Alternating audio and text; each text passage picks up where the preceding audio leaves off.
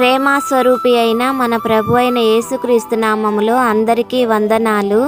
ఈ దినమునకై ఏర్పాటు చేయబడిన దేవుని వాగ్దానము, కన్నీళ్లు విడుచుచు విత్తువారు సంతోషగానముతో పంట కోసెదరు.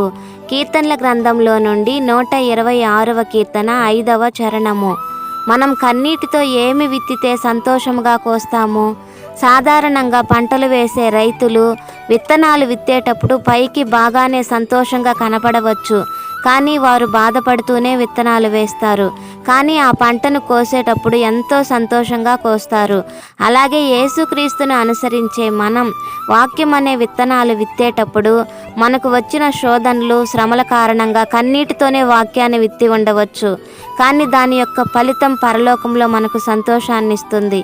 కనుక ఎన్ని శ్రమలు, శోధనలు వచ్చినా వాక్యం అనే విత్తనాలు విత్తుదాం, సంతోషంగా దాని ఫలితాన్ని అనుభవిద్దాం. కన్నీటితో విత్తి సంతోషంతో పంటను కోసే కృపను ప్రభువు మనందరికీ దయచేయునుగాక. ఆమెన్.